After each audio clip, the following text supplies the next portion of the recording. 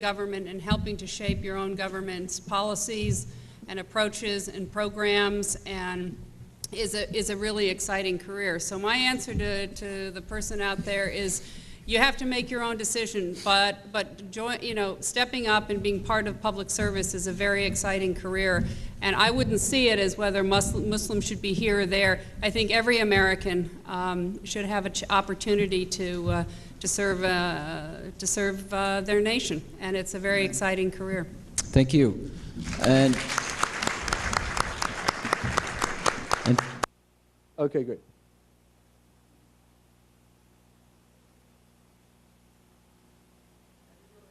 Alhamdulillahi Rabbil Alameen wa salatu wa salamu ala ashraf al-anbiya'i wal mursaleen.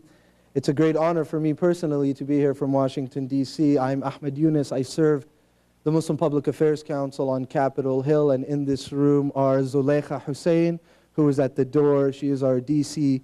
Operations Liaison, and Amin Al-Sarraf. Raise your hand. I'm going to find you even if you don't. Okay, he's not in here. He's our D.C. Projects Coordinator, and there's a couple other staffers here from Washington, D.C., and a number of board members. It's a great honor for me to be here and to moderate this panel.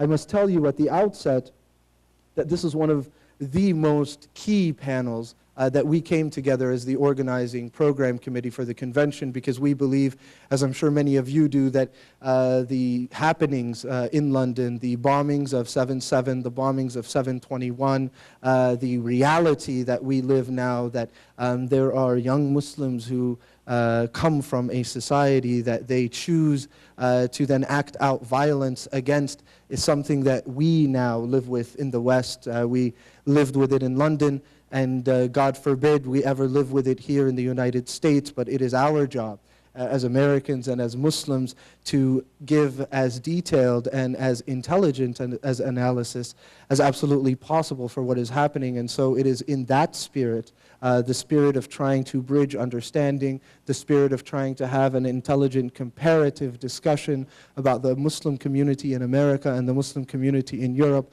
that we put together this panel. With us are two very, very impressive people. Brian Conley is the Deputy Consul General for the British Consulate here in Los Angeles, and he has been kind enough to join us. And Bruce Sherman is the Director for Strategic Planning at the U.S. Broadcast Board of Governors. I won't say more importantly, but more relevant is his really championing role in putting together a first ever U.S.-Belgian Muslim dialogue that Salam al-Mariyati and I have recently returned from in Brussels. It was a first ever attempt at bringing about 30 American Muslim leaders, men and women, South Asians, Arabs, Pakistanis, African Americans, Caucasians. I'm trying to underscore, it was very diverse, very organic to our community. That delegation went to Brussels and engaged with the leadership of the Belgian Muslim community in an unprecedented series of discussions, and at some points in time, negotiations. They then came together for a press conference at the end of the week. Bruce will talk much more about it, and I will talk about it as well. And I myself will be a speaker on this panel.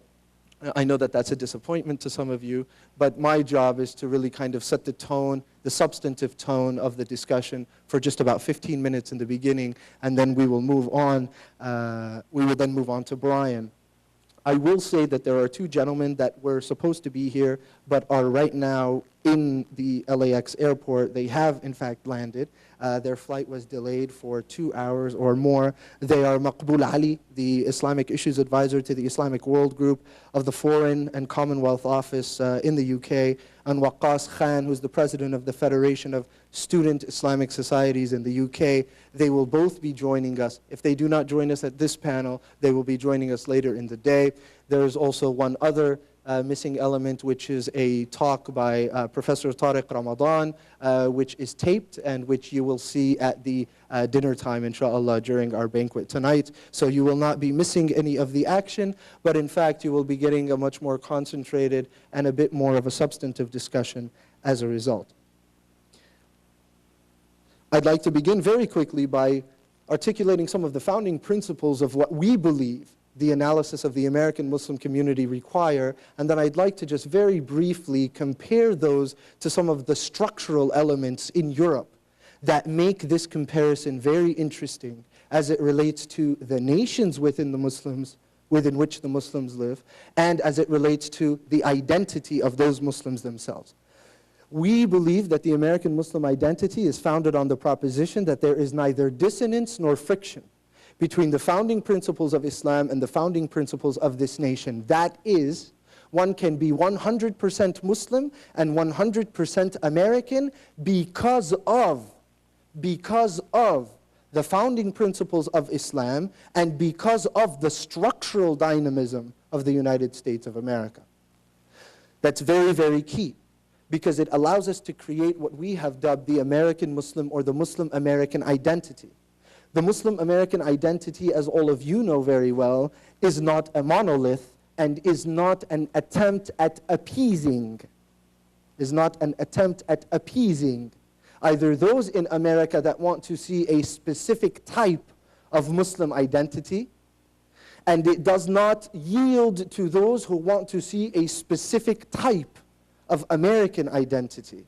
Rather, it allows for an umbrella type of a structure that brings multifaceted perspectives on Islam and Muslims, and multifaceted perspectives on the West and being American, and allows all of those identities to be held as equal under the banner of an American Muslim identity. In many ways, it is the structure of our nation. It is the very way in which the pluralism of America is held together that allows us to articulate this American Muslim identity and allows us the freedom of respecting and encouraging multiple understandings of that identity to work together for the benefit of Muslims in this nation and for the betterment of this nation generally. And so whether it is the issue of public diplomacy, or whether it is the issue of counterterrorism policy, or whether they are issues of civil rights and civil liberties as they affect the American Muslim community. And just as a quick footnote, the Senate decided yesterday to vote down the version of the Patriot Act as it exists today, and that is something that should give all of us a very, it's encouraging, and let me tell you why it's encouraging very quickly as it relates to this issue. It's encouraging because it is not a victory of left-wing Democrats. It's encouraging because it's not a victory of right-wing neoconservative ideologues. It's encouraging because the Patriot Act reauthorization process, as MPAC has been significantly involved in it in Washington, D.C.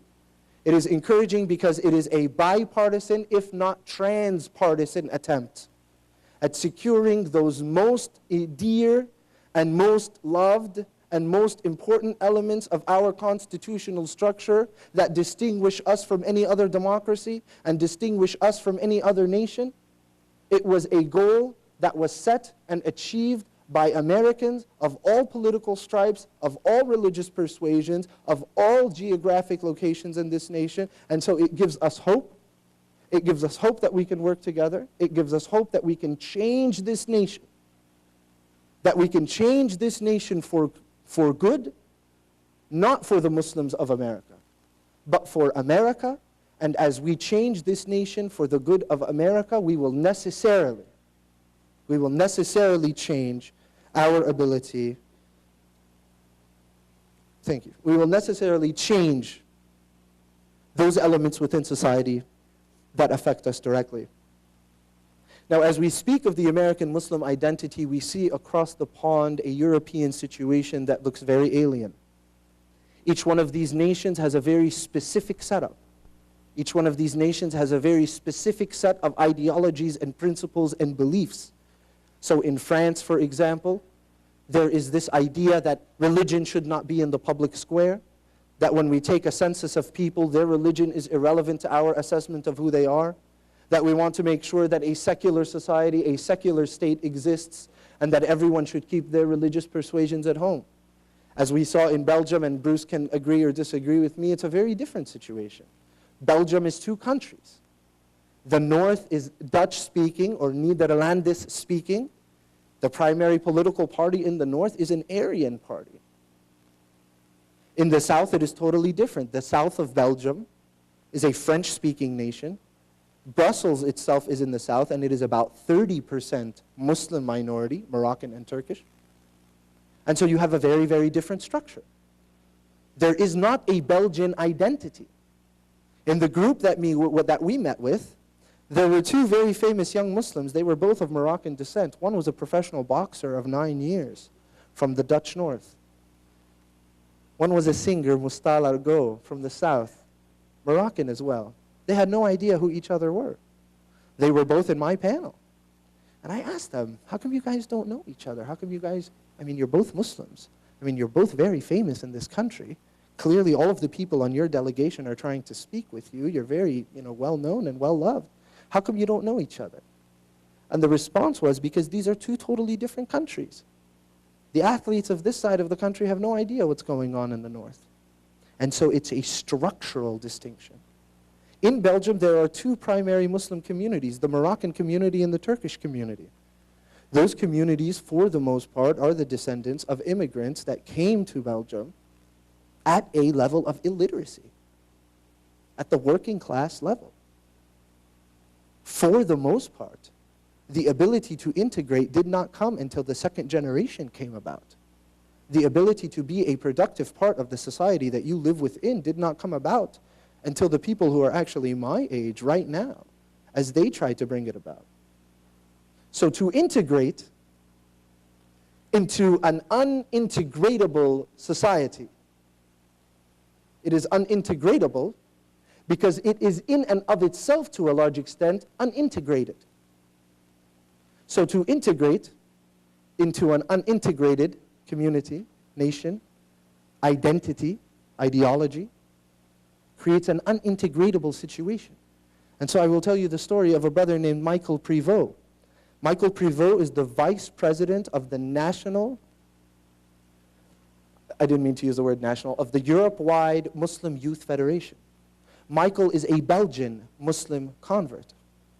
And he comes up to me and he says, Ahmed, I converted into exclusion. I converted into a community that will not allow me a Belgian Muslim identity, but rather I am forced to carry the baggage of the Moroccan and the Turkish communities. I am forced to fight their fights of civil rights. I am forced to fight their fights of integration. And these issues of integration are race, ethnicity, country of origin, immigration-oriented situations. They have nothing to do with me. That is a very significant distinction between their situation and our situation. And this is not about picking on the Belgians, although I'm more than willing to pick on the Belgians. And it's certainly not about picking on the Muslims in Europe. Because the Muslims of Europe are the products of the situations that they live within. Sulaiman Yang said earlier today, and he will say later on tonight, the Muslims of America are the products of the Cold War. The Muslims of Europe are the products of colonialism. These two variations necessarily change the relationship of each individual with the nation that they are trying to integrate within. They necessarily define the way in which these communities will attempt to integrate into the society around them. And if I may, for just 3 minutes, all of these issues are sourced in fundamental American intellectual history. John Locke made it very clear that if there is a plot of soil, that soil exists in the state of nature. Once an individual mixes their spade, mixes their sweat with that plot of soil, something different will be created. Immediately, that individual will then have ownership over that plot of soil. America is like a plot of soil. Islam is like a plot of soil. Unless Muslims, individual human beings, invest into this thing that is America, into this thing that is Islam, unless they invest from themselves into it, they will not see for themselves an ownership of it.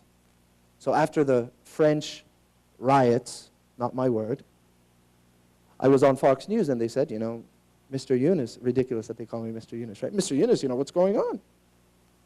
And I said, those who perceive something to not be their own will burn it, especially if they believe that that something has a catalytic relationship to the oppression that they feel.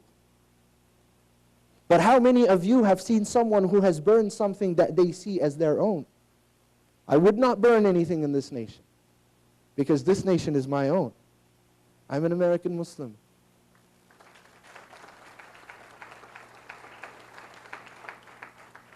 But I will certainly exert every single iota of energy that I have in a jihad in my nation to make it better, purer, more intelligent than it otherwise would be without an American Muslim contribution. And so when we hear the terminology ghettos, so they'll always say, oh, the Muslims in Europe, oh, those guys are ghettoized. No, the Muslims in America, they're totally integrated. Not necessarily. The Muslims of Europe live in a physical ghettoization. Everyone that they interact with is, for the most part, yes, these are generalities, but we have taken the okay from the Muslim scholars of over there to use this type of terminology because it applies. The Muslims of Europe, they see each other every day. They have stores in which they interact with each other. They have schools in which everybody looks the same. Everybody's speaking the same language. There is a physical of sorts ghettoization, a physical ghettoization of sorts.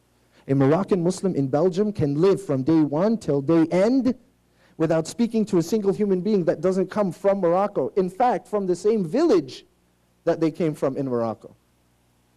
The Muslims of America do not have that physical ghettoization, but there is a worry that is much more significant. And I will end with this. Much more significant. That worry is a paradigmatic ghettoization. When someone, and let's just for a moment talk about young people and the youth. When someone believes that they are excluded from the mainstream of society, we have a problem. When that exclusion marinates and becomes an oppression, we really have a problem. When that oppression sticks long enough to become an identifier for that individual, we have a catastrophe. Why? Because the identity of that young Muslim in America will be defined by and sourced in that individual's exclusion from the mainstream of American pluralism. Once that becomes the case, we then go back to the Lockean issue. We go back to the issue of ownership. And therefore, what is our job? Our job is to create healthy opportunities for Muslims in America to articulate an identity that is germane to this nation and is organic to the classical discourse of Islam and the message of Allah subhanahu wa ta'ala in the Quran. And unless we do so, we will not face a physical ghettoization. But we will lose some of our youth to a paradigmatic ghettoization or a paradigmatic oppression that will necessarily exclude their identity from the mainstream of society. This nation came about after an argument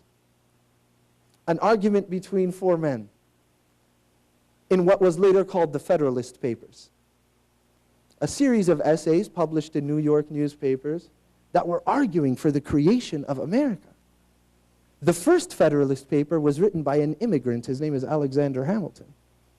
And in the first paragraph of the first Federalist that is written by an immigrant, Alexander Hamilton says that this is the nation that will determine for once and for all whether man is forever destined to define their constitutions by fear and force, or whether there can possibly be a way for humanity to engage based on reflection and choice. And according to Mr. Hamilton and the other founders, that is our mandate as Americans in this nation. Our mandate is to bring about a situation. Remember Constance Rice, the American Muslims are the litmus. We are the litmus of America. If our civil rights go down, America goes down. If our civil rights are protected, America's beauty, America's power, America's freedom is protected. And so it is our job here as American Muslims to pursue this mandate of Alexander Hamilton, to ensure that there is an American Muslim identity that can live and breathe. Don't forget, it's not just non-Muslims who cover the breath and the oxygen to the Muslim mind. It's not just non-Muslims who cover the ability of Muslims to articulate a culture and an identity and a tradition.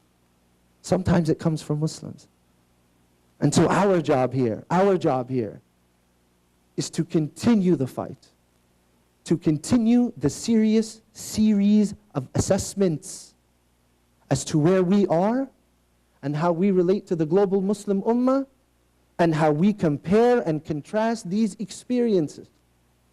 Not to create an American Muslim identity that is a monolith, not to create an American Muslim identity that is a hegemon, but to create an American Muslim identity that is legitimate in the space of all Muslim identities that make up the global Muslim Ummah.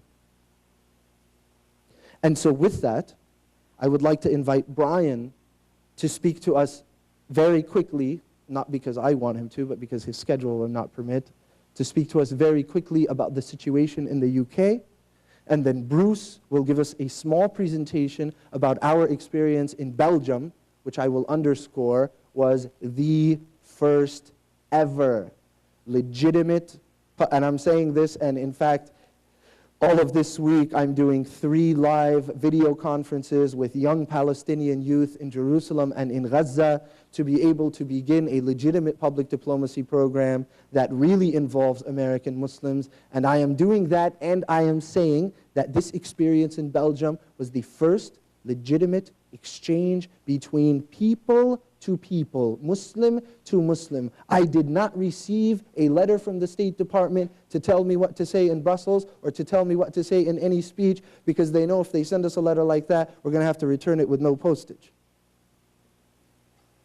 And so these are real experiences. They are legitimate franchises. And we encourage our government to continue on this path of real public diplomacy that will make real change for the people of the world, for the Muslims of the world, and for the American Muslim community. So with that, I thank you, and I introduce Brian.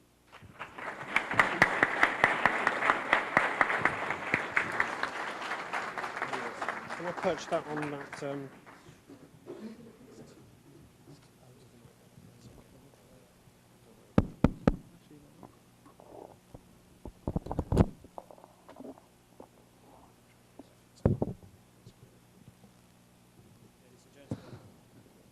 Hear that okay? No. Let's go back for this one. Is that better? Yeah. Assalamu alaikum, and thank you very much, Ahmed, for the kind introduction. First, let me thank the Muslim and Public Affairs Council for inviting the British Consulate to participate in today's session. Unfortunately, our Consul General Bob Pearce, who was due to be here and was certainly intending to be, couldn't make the revised timings of the schedule for this session. But it really is an honor and a privilege for me to stand in his place, and really just to take your time, just to take a few words to tell you a little bit about the UK approach in terms of strengthening its engagement with its British Muslim community. The UK is a vibrant and diverse and tolerant place where differences of opinion, background and faith are valued very much and embraced. There are nearly 2 million Muslims in the UK, out of about 15 million or so Muslims who live in the European Union as a whole. And in fact, 1 in 30 British citizens are Muslim, with approximately 50% of the Muslim community being British-born. It's the largest religious minority in the UK, and it is made up, as Ahmed was saying, of very distinctive groups, each with its own rich history, culture and traditions. This kind of diversity is an integral part of British identity and indeed of the very fabric of British society. The British government shares a vision of integration with diversity, where all Britons may look to preserve their unique cultural identities while uniting around those things that we all have in common, our shared rights and values as citizens of a pluralistic nation. In Britain, we certainly do not see Islam as a threat, and we do not believe that there is a clash of civilizations. As the British Prime Minister Tony Blair said very recently in August this year, we acknowledge the Muslim contribution to our country and welcome it. And we welcome those who know that in this country, the respect and tolerance towards others, which we believe in, is the surest guarantee of freedom and progress for people of all religious faiths. Let me say this, we're very proud of our diversity in the UK, and we're proud that our Muslim compatriots are well represented at the very highest levels of society in our country, whether it be in Parliament, in business, in sports, in the arts, and many other fields. But we're not complacent, and no society can be, and we have to recognize candidly that there are still significant issues of Muslim social and educational attainment, issues of alienation in parts of our society, particularly among young people, that we do not yet fully understand, I think, and that we have not yet fully addressed. These are problems that we want to work together, Muslims and non-Muslims, to get to the root of. The 7 and the failed 21 July attacks in London were an attack on all of us. People from 19 countries and many different faiths were either killed or injured in that first attack, including Muslims, Christians, Hindus, Sikhs and Jews. But despite these attacks, we know that the extremist fringe does not represent true Islam, and we're determined not to allow extremist action to weaken the very good community relations that we do generally enjoy in the UK. The British government is working very closely with Muslim communities to tackle a whole range of complex issues related to extremism and radicalism, and to discuss how best to prevent young people from being drawn into extremism. We welcome very much the support of the many faith and community leaders who also recognize the importance of this work, and they're committed also to achieving this, and we therefore work with them very much in partnership in this respect. We think education is crucial to this endeavor, thanks not least to its power to bridge divides that may be created sometimes by superficial differences. We think we must, for example, make it easier for young Muslims in the UK to obtain access to mainstream Islamic teachings in the English language that robustly oppose extremist ideology and the malignant interpretation of Islam. We also want to develop opportunities for young Muslims to become more involved socially, economically, politically, in all walks of life in British society, so that many more of them may become leaders at the national and local levels. Following the 7 July attacks in London, the UK Home Office, which is our government department responsible for justice and internal affairs, established 7 working groups, a mix of British officials and Muslim community leaders, drawn from a whole variety of backgrounds, to look at a wide range of issues surrounding integration and tackling extremism. And this all came under the banner Preventing Extremism Together. They produced a range of practical proposals that have now been accepted by our Home Office Minister, and on which work is now beginning to take them forward in practice. And examples of some of these proposals were a professional program to work with imams and mosque officials, and that includes issues such as training and accreditation, an Islamic way of life exhibition that will tour UK schools to increase wider public understanding about Islam, a national campaign to increase the visibility of Muslim women and empower them to become more informed and active citizens, and work to support places of worship to become real community hubs and give a place, particularly for young people, to reach into.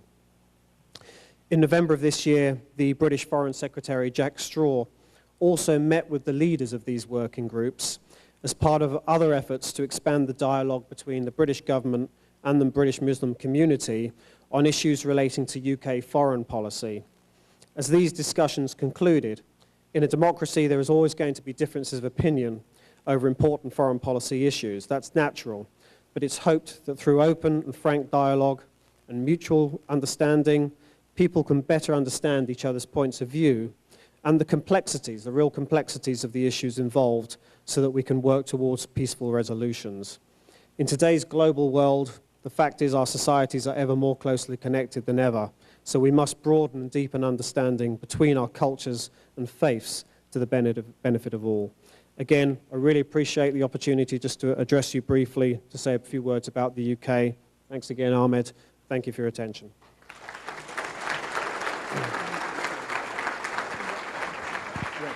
It should, doesn't it? Okay, so what we will do now is we will listen from Bruce for about 12 minutes, and that will give us about 20 minutes of question and answer. I failed to say that the U.S.-Belgian Muslim dialogue was hosted by Ambassador Korologos, who is the U.S. ambassador to Belgium, and who is someone that has taken it upon himself to marshal our identity as American Muslims and to marshal a genuine discussion between the Muslims of America and the Muslims of other nations. So I offer to you Bruce Sherman.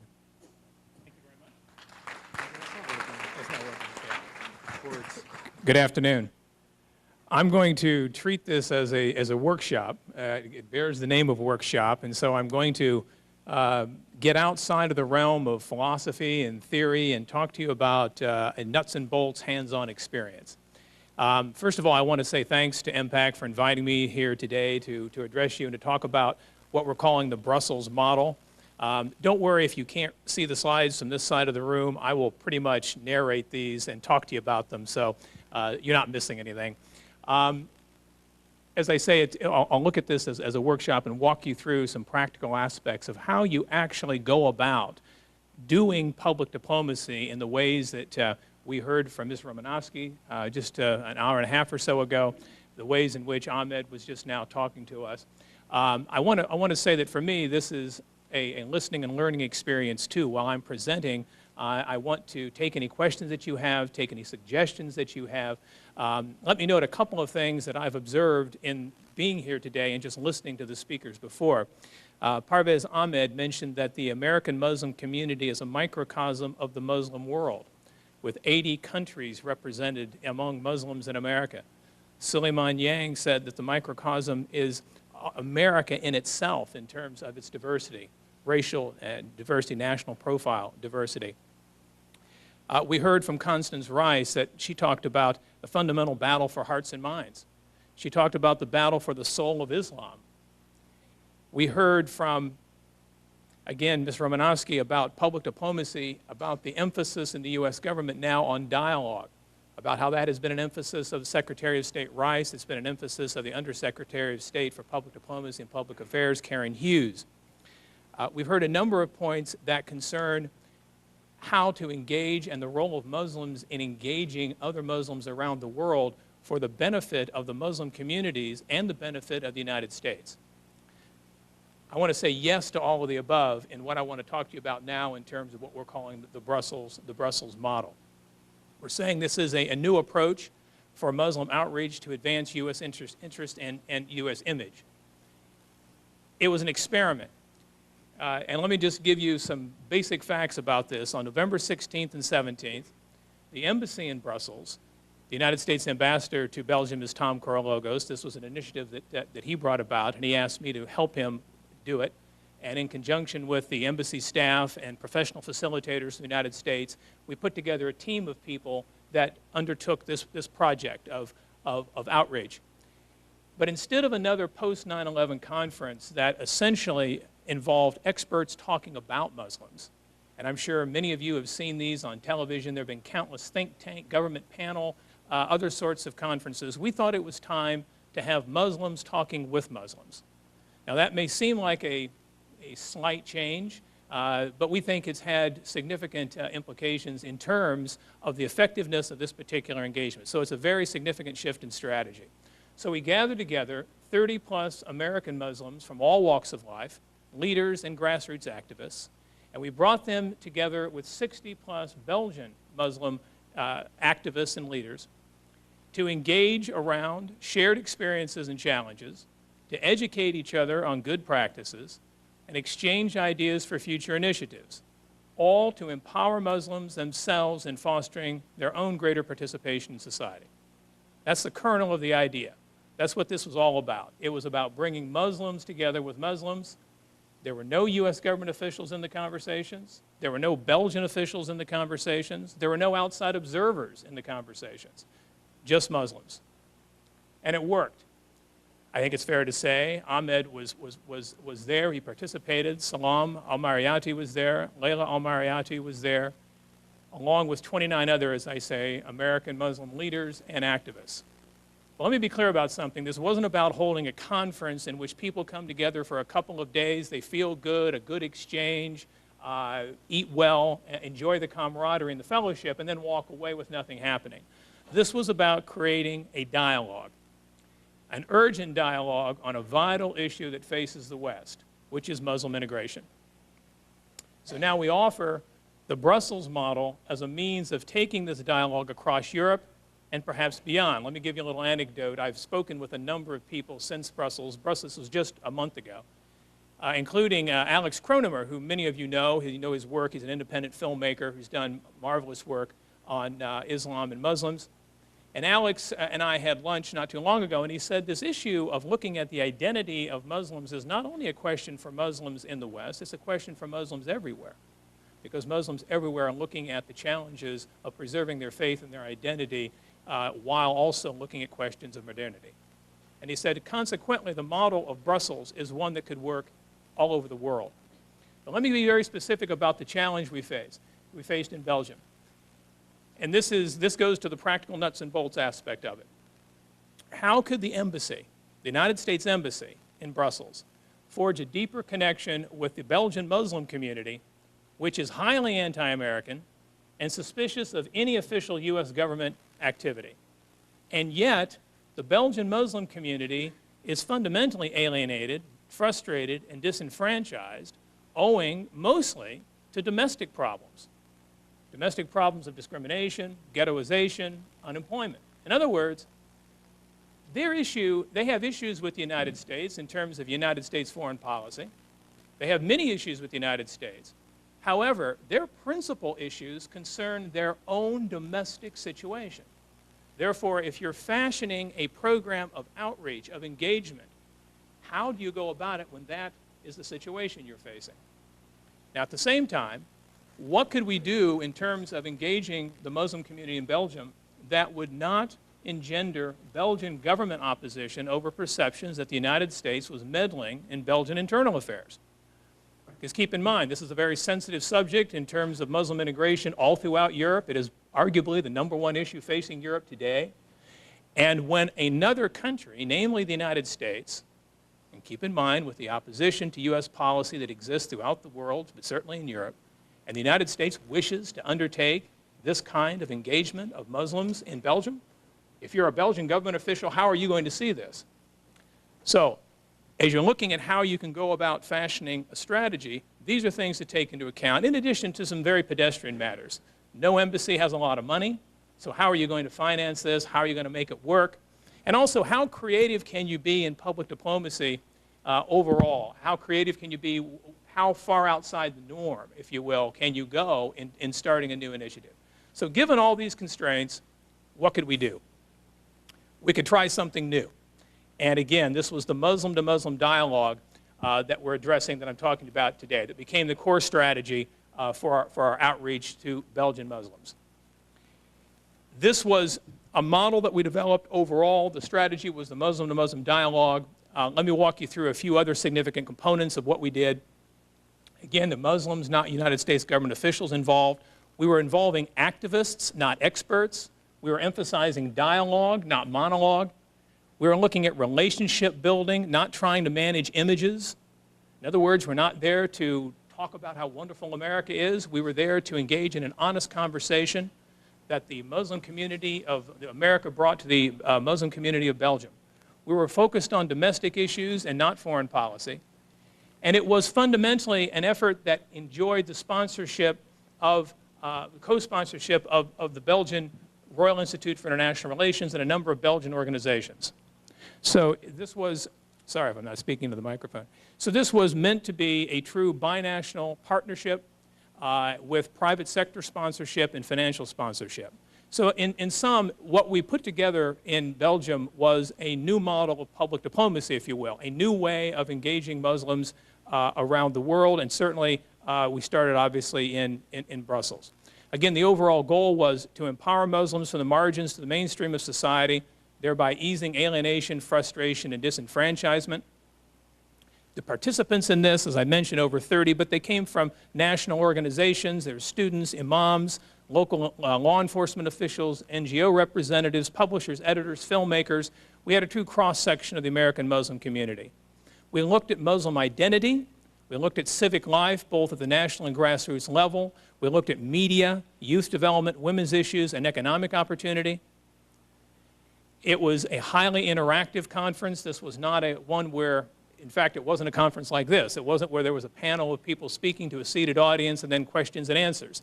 This was one where everybody rolled a discussion around personal and professional life experiences over 2 days to form a bond, to come together. Keeping in mind now that Muslims from the United States, in this entourage of 32, don't all know each other. And as Ahmed mentioned, the Muslims in Belgium certainly don't all know each other and often don't even talk to each other.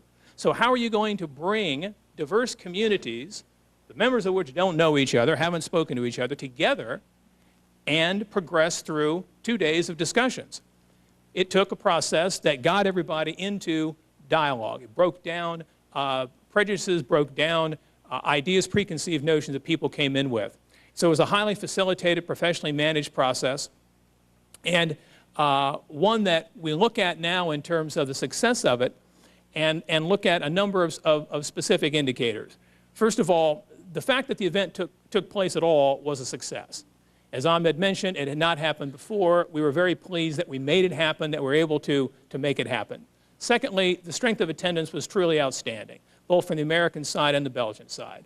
Thirdly, the participants at the end of the conference were offered an opportunity to give us their honest evaluations, which they did do, and they were largely very favorable. Media reaction, both in Belgium and the United States, in terms of op-eds and other pieces that have been written about the conference, the reaction has been very positive. But let me go to what's come of this concretely, because as I said, this was not about having a couple of days of conversations then walking away. This was about engendering a process of dialogue that could be sustained. And as a result of the conference, there were a number of initiatives that were announced, initiatives that we had worked in tandem in developing the conference, but also that were announced as a result specifically of the conference, including a sister cities relationship between Dearborn, Michigan and Genk, Belgium, around numerous issues, but also Muslim integration being one of those. The Islamic Society of North America is offering a host of internships, fellowships, training programs for Muslims from Belgium to come to the United States over the next year. Karama, the organization Women's Human Rights Lawyers Group in Washington, is going to be sponsoring a women's leadership development program both in the United States and in Belgium over the next year. The University of Southern California in Los Angeles, the Annenberg School, is going to be doing a follow-on media training seminar in Belgium next year.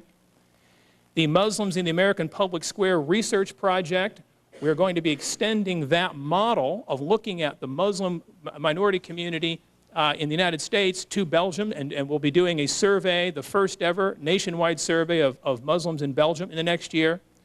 And Ahmed mentioned the Forum of European Muslim Youth. That group, along with the Muslim Student Association of the United States and Canada, has begun a youth empowerment best practices program. So what we see as a result of the conference was a coming together of two communities that had not come together before, and, if you will, a sort of spontaneous combustion of enthusiasm and excitement, and perhaps most important, a commitment to concrete activity, illustrated by these specific initiatives. As we look at this now in terms of the possibility of taking the dialogue across Europe, we see a number of things that we have developed for this in terms of the network of Muslims in America that would be prepared, we think, to continue this process. We have a means of facilitating dialogue. We have a research design that accompanied the program, and we have a number of U.S. sponsors that are willing to lend their further support. So this is a model.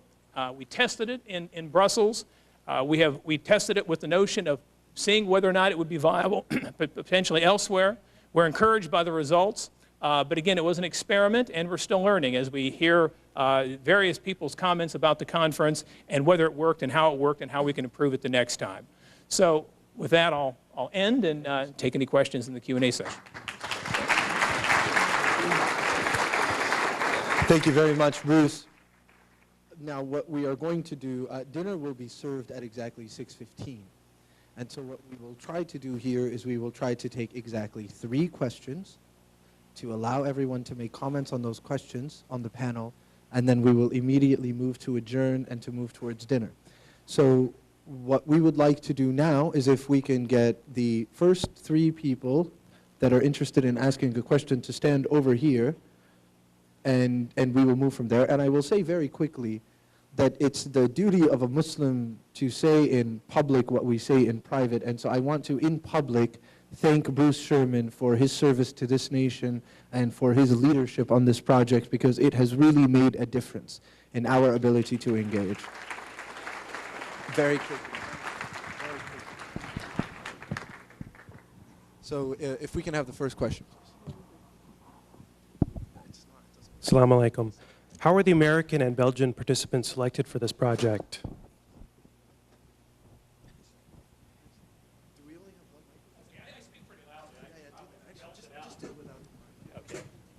The selection process was one that involved ensuring that we had diversity of the community. We took a look at, first of all, in terms of the organizations that represent Muslim Americans. We took a look at those that are prominent in the American Muslim community. We looked at both in terms of racial diversity, diversity of age and gender. We wanted a good representative sample of the community. We're also looking at those who are obviously in favor of fostering greater participation in society, not separation from society.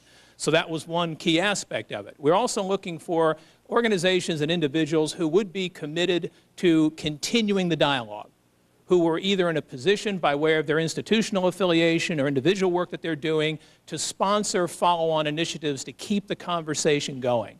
On the Belgian side, the selection process mirrored pretty much what I just mentioned, attention being paid to having a good representation from both the Turkish and Moroccan communities, having all ages represented, having women and men be part of the dialogue.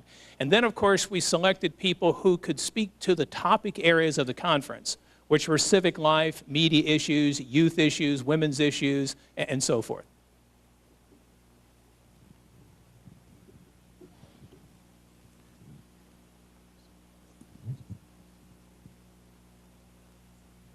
My question is to Mr. Ahmed Younis.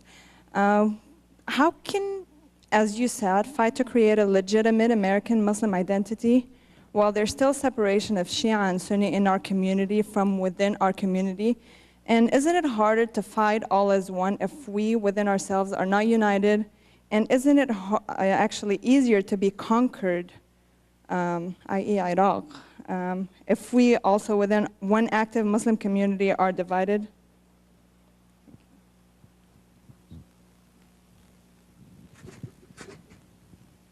That's how they give me the easy one, sir. You know, I think that's number one, a very legitimate concern and a very cogent point, and well articulated, in fact. When we speak about the American Muslim identity in predominantly African American communities, and I actually did in Chicago very recently, and the dentist of Elijah Muhammad and Malcolm X came up to me. And he said, "Brother Ahmed, everything you're saying is beautiful and it's well said. But how can I be American if these are the people that committed slavery? How can I be an American when my civil rights are not respected? How can I be an American when my children and my grandchildren are being posted on the back of police cars in every city in this country?" My response to him was the following, and I think it's very applicable to your very, very intelligent question. If we yield to the oppressor, that tool which will most leverage our ability for change and freedom, then we have truly committed the gravest injustice against ourselves. In the American context, that is to be an American, to own the definition of America and American. Plato said that those who define the issues will rule the societies within which those issues are a critical factor. And as Americans, we must fight for an American Muslim identity even though there are deprivations of our civil rights and civil liberties. And as Muslims, We must exert the maximum amount of effort within ourselves to bring about a Muslim identity which is coherent and legitimate and inclusive, even though there are those within our communities that will be fighting for change. And the second very quick point is, the true catastrophe will come if we wait on doing one until we achieve the other. What we must do is to push forward on both of these issues, regardless of our success or our failure, because we believe, in fact, that there will be one day success on both fronts, for us to be fully American and for every Muslim to be fully Muslim within the definition of what is a Muslim. And that is how we can confront these issues. That is not a gloss. That is not a running away from the realities that we live every day. But it is certainly one way to approach these challenges that we live and that we face every day. So thank you very much for that question. Let me just very quickly, do we have one more? Yeah, when it's a board member, you can't say no, right?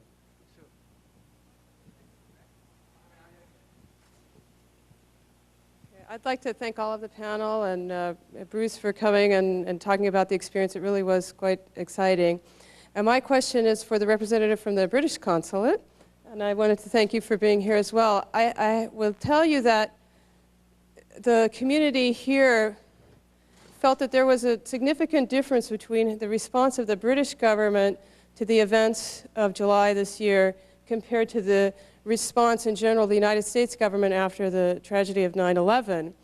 And what was most interesting to us was how immediately there was an immediate response to go and engage directly with the Muslim community in England and particularly in London. So I think that's something that we look at in a very positive way. I recently was just going online looking at the Guardian website, and they have this whole spread of dialogue going on between average British citizens and Muslims, and exchanges between British Muslims and French Muslims, and seems like a lot more attempt at really getting to the root of these problems. And my question to you, and I don't know if you know the answer to this, but how does the government know they're dealing with the people who really represent the majority? I mean, this is an issue we deal with here, but do they have a way or a method of going about knowing that we're really talking to the right people who are really representative of the views, not just sort of the establishment among Muslims, but of the people who are really the ones who have the most at stake at what's going on?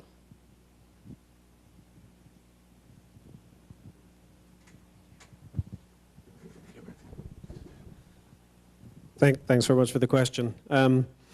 First of all, just to pick up on the point you made about the reaction of the British government and how quick the British government was to engage. I mean, as I sort of explained when I was speaking, I mean, that engagement was really ramped up, I guess, after 2001. It's always been there, but there were already quite a few processes in place that were able to assist in that process after 7/7. The other perhaps difference one might see from the UK experience is that we certainly don't want to boast about it, but it's an unfortunate situation that we have actually been suffering from terrorism in the UK, perhaps for a slightly longer of time, given the history of IRA involvement in the UK. That's not to say that people are desensitized by what happened. I mean, there was very much a sense of shock in London after those events. There's no question about it. But at the same time, perhaps it was a quicker demonstration of British public willingness to go on with their lives. And I think you saw that in very quick time, really, in the way that London reacted and the UK as a whole. So, and really an important thing to do, given that no one wants, obviously, to allow extremist action to then interfere with the way that one goes about our lives. That's the very nature of the society that we have in the UK. Your question is an excellent question, and I don't think I can answer it wholly. One hopes that by continuing to strengthen and improve the methodology of outreach into the Muslim community, one will get to all of the parts, as it were. can you guarantee that you always are? No, I guess, and that's part of the challenge that we are facing in the UK. It's part of why we're trying to expand both the improvement of awareness of Islam amongst the wider British community, and doing that particularly at the school level, but also trying to improve the position of mosques, etc., as community centres and hubs to try and draw these potential elements, the people who may be feeling alienated from the rest of society, to try and bring them in. But no one will pretend that it's an easy thing, or that one will ever have a guarantee and an immediate solution to it. It has to be an ongoing effort, I think. I will say very quickly, I mean, this myth that, you know, the Muslims of America are so much more advanced and so much more beyond what the Muslims of Europe are dealing with. I was in a reception with Home Secretary Clark. The Home Secretary in the UK is the equivalent of the Attorney General and the Secretary of Homeland Security. And at that reception was Attorney General Gonzalez and was Secretary Chertoff. And Home Secretary Clark has actually put together what Brian so eloquently explained, were these permanent standing committees on different topics: women, youth, counterterrorism, etc. And one of the things that I did, I was with the Home Secretary at the Heritage Foundation earlier in the day, and I said, please, please, please, just, you know, play along in tonight's reception. And so we were at the reception, and I said, Home Secretary Clark, just come with me. And we walked over to Attorney General Gonzalez and to Secretary Chertoff, and I said, guys, this is what we need to be doing. And they looked at me like, okay, first of all, who is this guy? Second of all, why is he calling us guys? Right? And then third of all, why is he telling us to do what this Euro is doing, right? And it was very, very interesting. It was very interesting. Their immediate response in front of Home Secretary Clark was to go out of their way to say that they want to do this, they want to follow those models, and they believe in the success of the models that exist in the UK. Our job, of course, is to make them fulfill that promise. That's why MPAC exists. I would say, thank you. I would say two more things. Brian, I'm sorry to let you know that you can't go to dinner tonight. You have more work because your two delegates have been detained by the Department of Homeland Security here at LAX. That, of course, is our problem, not your problem, but it seems to happen every time somebody comes from Europe. I will say very quickly, just a third comment in closing. This question about the being American and being Muslim is very, very, very interesting. And if I could just say in closing, Samuel Huntington, who wrote The Clash of Civilizations, has just published a recent book called Who We Are. And Huntington argues that America is an Anglo-Protestant nation. Its identity is an Anglo-Protestant identity. And any hyphenated community, African American, American Muslim, blank American, is a, quote, deconstructionist movement. It is attempting to deconstruct from the American identity to create something new. This book, in fact, is an all-out assault on Latinos and the ability of Mexicans to integrate into American society. And I posit to you, this is the challenge of the American Muslim community. The challenge of the American Muslim community is to engage in this war of hearts and minds, to ensure that those who are defining America define it consistent and in a parallel trajectory to the history of this nation. And anyone who defines America as necessarily linked to a demographic is fundamentally moving against the thrust of history in this nation. And therefore, our challenge is not just to develop an American Muslim identity. Our challenge is not to just write books that are entitled In Pursuit of Justice, the Jurisprudence of Human Rights in Islam, so that we can begin to lead the debate and discussion within Muslim discourse about these issues. Our identity is also to fight for the definition of what it means to be an element of this nation. And we believe that we can be a positive, forward-looking, driving force within the pluralism of this nation for the betterment of Islam and for the betterment of America, which will necessarily lead to a better situation for people all over the world.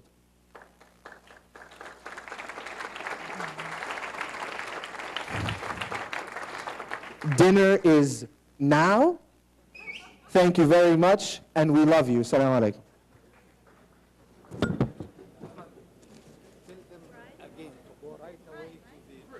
So, folks, please move immediately towards dinner, because it has already started.